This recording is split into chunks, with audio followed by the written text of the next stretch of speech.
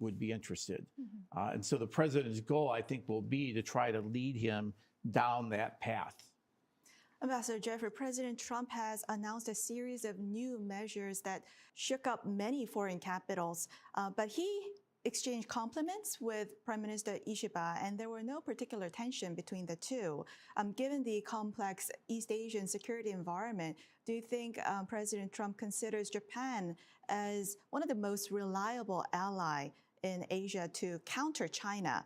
And as South Korea regains political stability, will it be able to enjoy the kind of deep trust and cooperation that Japan is currently enjoying? The short answer, yes. The longer answer is I don't think Trump looks at things of who's more to be trusted, who's more reliable. I think he's going to judge countries by their actions. The only reason he's doing this with Japan first, and it's very important that he's put an East Asian country at the top of his agenda as the new president, that sends a signal in and of itself, is that, quite frankly, Japan is the strongest and biggest militarily and economically partner we have in the Far East. So we start with Japan, but it's a symbol for everybody else from New Zealand to South Korea. Do you see the trend? I mean, Secretary Hexeth also talked about how United States puts emphasis in China. Do you see, is it pivot to Asia repeat again? Well, it's never gone away since President Obama. But we heard this in the secretaries and also J.D. Vance's speeches the last several days in Europe. But the administration really wants to deal, negotiate, and find a way forward with China. I think what they're trying to show by this military pivot, Europeans, you take care of Europe because we've got to move forces east. What they're saying is, China, you don't really have a military option. So don't make a mistake. But that's a fallback. What we really want to do is negotiate with you, have common economic, political, and other relations in a new dynamic. And I think that's a good sign. Mr. Seiler, Prime Minister Ishiba pledged to increase Japanese investment in the U.S. to $1 trillion and to purchase U.S. liquefied natural gas. But given Japan's $68 billion trade surplus with the United States and also Japan's past investments here, were these pledges real new concessions to America, or were these just projects in the pipelines? What is the takeaway for South Korea? This is, I think, going to be a model by which engagement with other countries, the president will engage in allies and other partners. You know, what is the trade deficit? How much are you spending on national defense? What are you doing to defend yourself? And, you know, what are you doing for America? What are you doing to address the trade deficit? And in each of these cases, leaders are going to have to show up to the table saying, this is why Japan is important. This is what we've done. This is what we're doing to address that trade deficit. Here is where we're investing in the United States. And there will be a yes, but what have you done for me lately dimension to it. But I think it's a dimension that, you know, the president goes in with a very firm, strong commitment.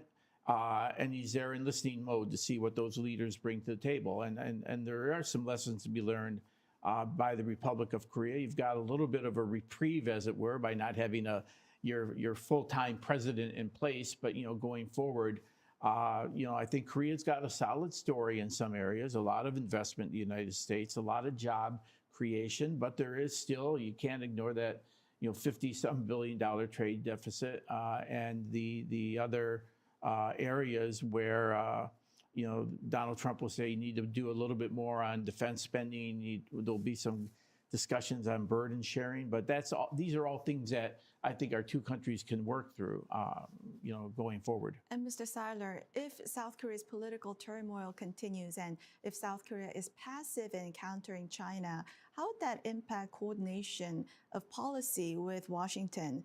Some say that during the first Trump administration, because of South Korea's balanced diplomacy between Beijing and Washington, and because of the impeachment of South Korean president then, Washington has sidelined South Korea at the time and pursues stronger cooperation with Japan at the time. Do you think there will be a repeat of that same situation now?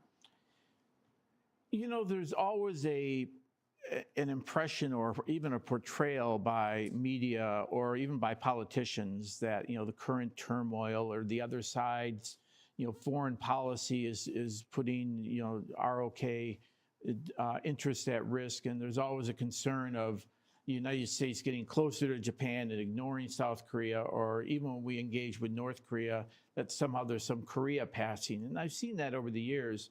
But I think that misses the point, the closeness of our ties that have been established over 7 decades. So I'm not really concerned that there's a domestic political turmoil that will be a major obstacle to our cooperation going forward. We should, in the upcoming weeks, see the final decision of the Constitutional Court. After that Constitutional Court decision is handed down, we'll either have the restoration of President Yoon into office, or we'll see another election in 60 days, and then we'll know who the leader is going forward. And I think speculation about foreign policies of the various parties and powers involved and how well they track with the United States is speculative. It's helpful to think about these because there are areas of concern, China, North Korea, but I prefer to have confidence in the process going forward. Mr. Seiler, if U.S. and Japan's cooperation continues to strengthen, will China see South Korea as the weak link in the trilateral cooperation and apply pressure on South Korea? If South Korea is passive in countering China, wouldn't China like to take advantage of South Korea? It's a great area of concern. I wouldn't call them the weakest link, that China would see South Korea as the weakest link, but certainly the closest target. China's pressure on South Korea ebbs and flows. It's never completely gone, but it's certainly an area where Beijing perceives it in their interest to try to either weaken South Korea-U.S. relationship on the military side, weaken South Korea economically, as they did with THAAD, use economic coercion and pressure. There was a long history of China trying to influence and pressure South Korea in a way favorable to China's interests, and there's no reason to think that would stop or slow. And certainly with a growing Japan and, of course, isolation of Japan in the region and separation of Japan, South Korea, trying to drive a wedge there, those will be standing objectives of China. And that is why we will need to cooperate going forward so much. I would say that when the challenge in looking at potential policy orientations of going forward in South Korea is that if a scenario unfolds where the opposition party comes into power, they'll be picking up pieces of a foreign policy that is very different from when they left. This is not 2018, 2019 time period. This is not the pre-COVID kind of diplomatic honeymoon that we had. North Korea has changed, become much more dangerous. China has changed and has become much more dangerous. And again, I'm very confident whoever ends up in power in South Korea will be seeking to do what's best for as they perceive it, the interests of South Korea. And I think it'll be inevitable that the United States and Japan can reinforce with any new leadership, should we have a new leadership, the value of trilateral cooperation in countering both the North Korea threat and the China threat. I agree. South Korea, by maintaining a very powerful army to counter North Korea, is relieving us. Only 2% of our total military forces are committed to South Korea's defense, and Japan to focus on China. So at least indirectly, the South Korean military contribution to the overall security and our ability to mobilize forces, U.S. and Japanese, against China is multiplied by what South Korea is doing, and everybody recognizes that. And Mr. Seiler, you talked about the THAAD Chinese retaliation. Having had that experience, do you think South Korea is better prepared for similar retaliation from China? And do you think, having had that experience, United States will be more willing to proactively help with South Korea? Those are great questions. China is aggressive. China is intimidating. I remember, because I was involved both at the White House and subsequently as special envoy through that whole period of the tension over THAAD. And, at first, the Chinese were somewhat understanding of our argument that the growth of the North Korea threat, nuclear and missile threat, demands that we take measures such as this. They're not directed towards China, they're directed towards North Korea. Some head nodding initially, but then when they began to see some questioning of, particularly in South Korea, are we offending China by doing this? China is expressing these concerns. And when we began to see some wavering in the deployment, the support to the troops on the ground running the site, China smelled blood. They tasted blood, and they went full force after South Korea. And it was difficult at that point to kind of protect the Lottes of the world who were losing billions of dollars. But going forward, you just have to have a strong commitment to stand up in front of China, to have confidence that South Korea can speak as a power defending its interests in the face of what will be inevitable Chinese pressure and blackmail, and also to partner with both Washington and Tokyo in standing up to Beijing. It can be done. Ambassador Jeffrey, President Trump imposed 25% tariff on steel and aluminum imports, eliminating country exceptions and quota deals that South Korea had previously enjoyed. How should South Korea recalibrate its trade policies and diplomatic approach to the United States? And what is the takeaway from Australia's exemption request to President Trump? Well, first of all, South Korea should try the same route as Australia. And secondly, ensure that this is at the center, as I'm confident it will be, of discussions between the two leaders. But it will have to be discussions behind closed doors. Trump cannot be seen to be openly making concessions to one partner when he's being tough on others. But I'm not too worried that we will have a trade war with South Korea. Well, that's all the time we have for this week. Mr. Styler, Ambassador Jeffrey, thank you so much for joining us. Thank you. Thank you. And thank you for watching. We'll be back here next week with U.S. experts to discuss the two Koreas and the region right here from Washington.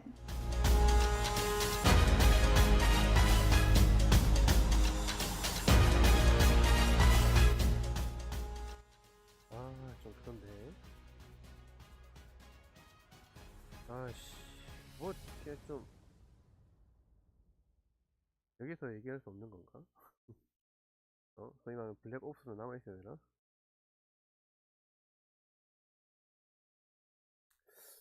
좀 너무한데. 다음 시간에 지금 바로 하는 게 아니라 끝난 건가? 방송이? 또 얘기한다는 것 같은데.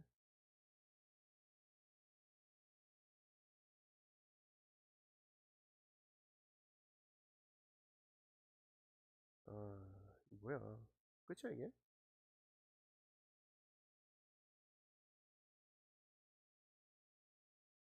여보세요? 끝났다면 끝났다고 하던가. 끝났구나. 한장했네.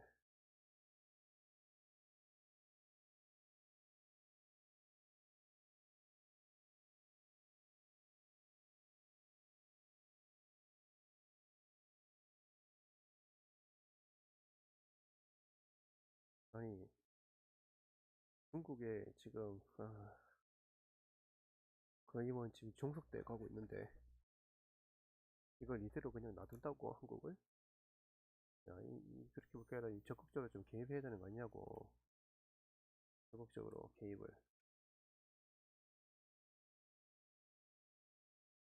지금 중국 관철들에서 한국의 대부분의 정치인들이 약점이 잡혀 있을지도 모르는데, 그래서 중국의 이익에 맞게 뭔가를 해야 될지도 모르는데, 부정선거가 있었다면 대부분 가짜 국회의원 되는데 그걸 그냥 놔둘 거냐고. 아이씨, 열받네. 응? 한국이 뭐 자유민주주의든 뭐 공산당이든 뭐든, 응? 공산화되든 뭐든, 미국의 아젠다에만 맞으면, 어떻게 되든 상관없다는 얘기잖아. 그지? 응? 얘기 안 해? 윤통이 뭐 탄핵되든 말든, 아씨. 왜 저렇게 얘기하지? 뭐 그렇습니다. 이후에 지금 라이브를 할 계획이 있나 없나? 프리미어 된 거고 없는 모양인데. 자, 그러면 여기까지.